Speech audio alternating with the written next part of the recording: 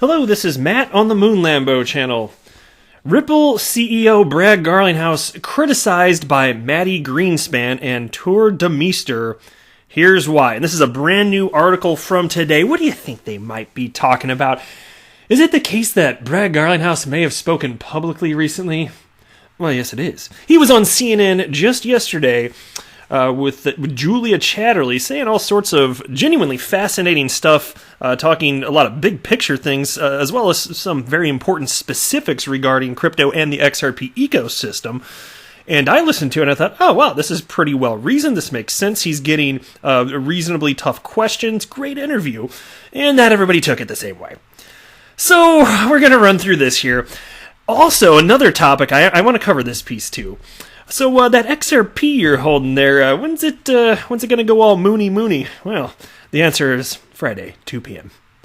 But no, there's this piece, and take a look at this. It's one metric that perhaps you could track. You can call it anecdotal if you want, but there could be something more to it, I suspect. Bitcoin exchange Binance overloaded. CEO says traffic boom, strong sign of crypto market recovery.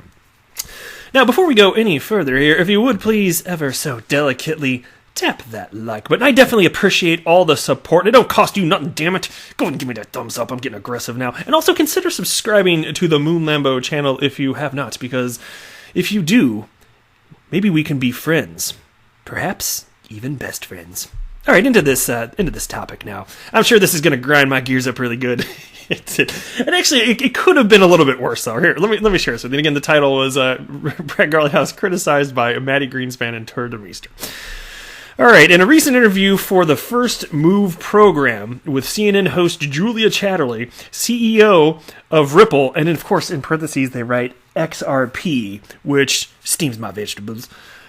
Oh my god. Yeah, he's the CEO of XRP. All right. Thought that was Tiffany Hayden. Anyway, Brad Garlinghouse touched on numerous important questions on blockchain development, progress, and economics. But one harmless question about the state nation leading in blockchain worldwide has given rise to a discussion between top-tier crypto titans. With a subheading here, just a slip of the tongue.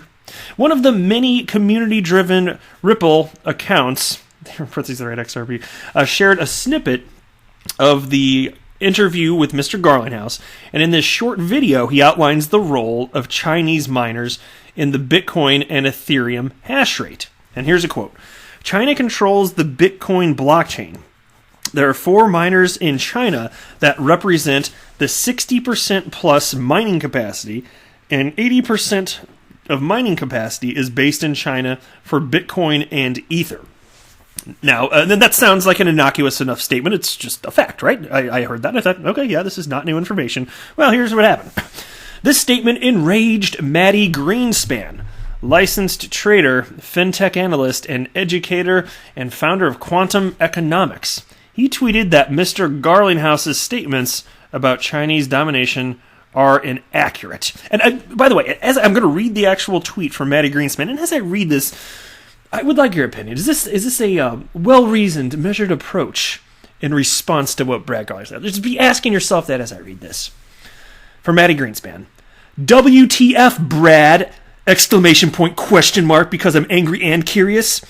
Okay, he didn't say that part. He did write WTF, Brad, with the exclamation point and the question mark. You know that's not true. 2 exclamation points. Are you so nervous that you feel the need to lie through your teeth? And so the first time I read through this article, I was like, what the hell is Maddie Greenspan talking about here? I know that he's not exactly the biggest fan of Ripple or XRP, but I read that and I was like, what is your beef with what he said here? Well, let's get into the nitty-gritty of it here. Shortly after, Mr. Greenspan changed from anger to mercy as he supposed that the Ripple CEO might have misspoke. He must have meant 4 miner pools instead of 4 miners, concluded Mr. Greenspan. And so, look, I'm all about precision of words, that's fine, but if he meant 4 mining pools, like, to be honest with you, I listened to that and I'm aware of the stat.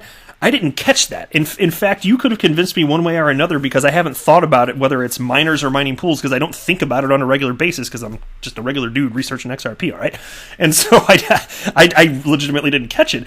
But to state that he's, again, Well, a couple things. Here's the tweet again from Matt Greenspan. WTF, Brad, you know that's not true. So obviously Brad's lying. Are you so nervous that you feel the need to lie through your teeth? Now, saying that somebody is lying is a very bold claim, and I think that there should really be some meat behind a claim like that, because people can misspeak and say things that are not true, and saying something that is not true is not, by nature, the same thing as a lie. A lie implies that there is intent to deceive, to mislead, to misspeak. If you just state something that's factually inaccurate, maybe you think that color you're looking at is teal and it's actually blue, because colors are hard. I'm just saying, that can happen. You're not a liar if you say something that isn't true necessarily here. And clearly, if assuming that Matty Greenspan is correct here, then it's a simple instance of somebody misspeaking. So, chill out, brah. Chill out. Everything's going to be okay here. Now they got another subheading. It's important to study Bitcoin history. Tour de Meester, macro trader and founding partner in Adamant Capital, also challenged Mr. Garlinghouse's position. According to the trading veteran, he should take some lessons in the history of the flagship blockchain. And here's his tweet. This is why studying Bitcoin's history is so important. Chinese miners tried and failed to control the Bitcoin blockchain in 2017. Then in parentheses he writes B2X hard fork. But in reality, never changed one iota of the code. Also, a mining pool equals a miner, and only 60% of total hash rate is in China. Okay, but if there's sufficient hash rate in China, is it not the case that a nation, China, could come in and assume control of that situation, assume control of all the mining that's occurring in the country? Is that more than necessary for a 51% attack? Well, 60% is higher than 51. I ain't no math wizard, but I'm pretty damn sure that that's the case. And so that's a big part of what the critique is here.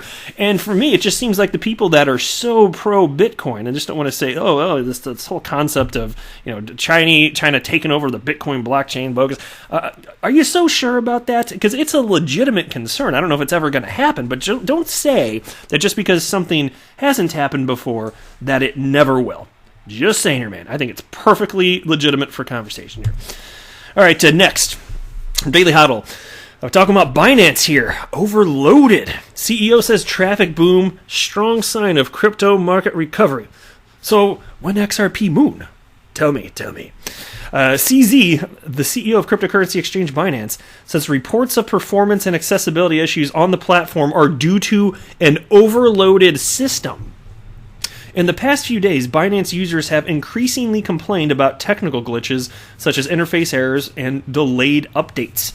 In a statement released on Monday, along with a series of tweets, CZ says, far more people are using the platform now as opposed to the last time Bitcoin hit $10,000, and it's straining the system. And by the way, mind you, before I read further, Binance... And this is why I think it's fascinating, even if you want to call it something like an anecdotal instance, that's fine. That's fair enough. But the most successful cryptocurrency exchange of all time. Just consider this, all right? Massive volume. And so here's a quote now. It's not the first time Binance faced challenges, and it won't be the last time we solve them. We are humbled to have the heaviest traffic in crypto and your support. The difference between Bitcoin at $10,000 this time around and the previous times is there are a lot more users now. While this is a solid sign of strong recovery for the crypto market, it also puts on significant load for our systems. I'll just say this because you know that there were outages constantly, especially in December of 2017 with that unprecedented run-up and the associated traffic. Cryptocurrency exchanges quite literally could not onboard new customers fast enough. Yeah, I guess if you're going to have a problem, that's a good problem to have. Not enough, like you've got too many customers. But straining the system, I just hope that this time around that they're prepared for volume that is ridiculously unnecessary for the amount of volume that's happening today. Like I just hope that and this is an indication that's not the case, unfortunately, but I would hope that they've spent all this time realize, wow, whatever we think the max volume could be for the exchange, if there's just wild activity, maybe 20x that, or something like that, so you have more capacity. This is not making me confident that's the case. But, I'm not trying to be harsh against Binance. I've always thought they have a fine platform. But hopefully, the next time there is a massive run-up, they have it a little bit more so figured out. And so here's another quote coming up here, because CZ says he's optimistic his team will solve the issues, but it won't happen overnight. So here's the quote. Expecting a mixed bag of bashing and support in the comments. Won't be able to address them all. Busy working on fixes. It's a fixable problem with a combination of short, mid, and long-term solutions. Not everything can be implemented right away, but they will get done.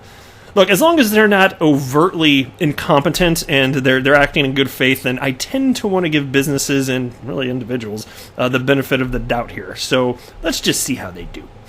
But anyway, that is it for this video. Thank you very much for stopping by, my friends. I very much appreciate all the support.